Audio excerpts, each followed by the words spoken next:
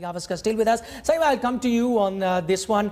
He did have a great IPL, Virat Kohli, but we just saw his record against Pakistan. Outstanding. Do you think he's now primed to get back to his devastating best? Yes, I think that's a fabulous record. That's an absolutely unbelievable record. And Pakistan will be wary of him.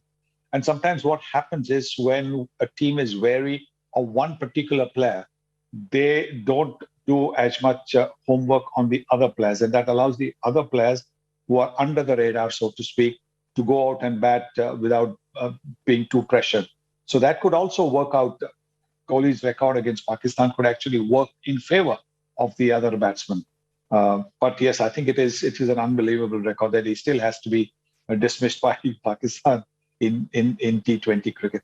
All right. While India have Virat Kohli, on the other side, you've got Babar Azam, also a man in phenomenal form in all formats of the game. One of those contenders to be one of the best batsmen in the world, alongside Virat Kohli. So, is this going to be a contest within the contest that everyone will have their eyes on? Babar Azam versus Virat Kohli?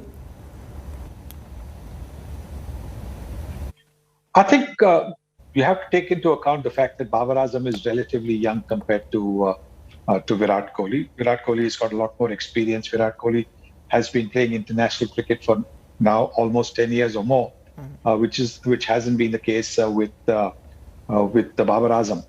And so you've got to understand that comparisons at this stage are futile. Both the batsmen are the linchpins of their batting.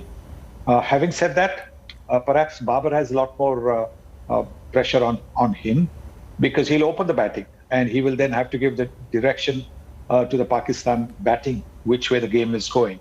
On the other hand, you could have a situation where Rohit Sharma and KL Rahul bat for 15 or 16 overs, and so Virat Kohli has to bat only for 5 or 6 overs.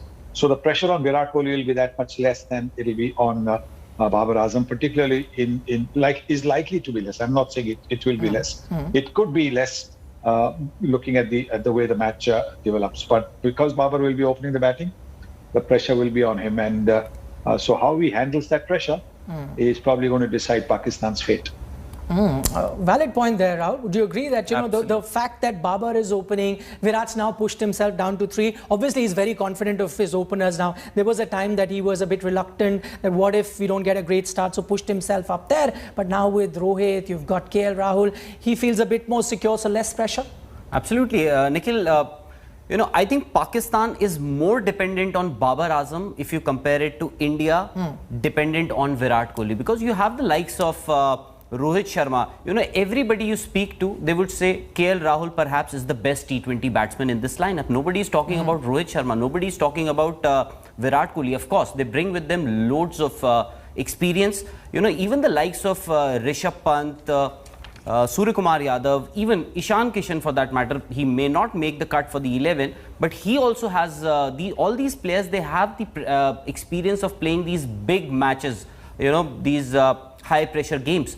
Pakistan, we don't know. Babar Azam, there's too much attention on Babar Azam, and if their Prime Minister tells them कि घबराना नहीं है, pressure मत लेना, ये मत लेना, chairman says, Ramiz Raja says, don't worry. I think all that, by saying all that, they are actually putting more pressure on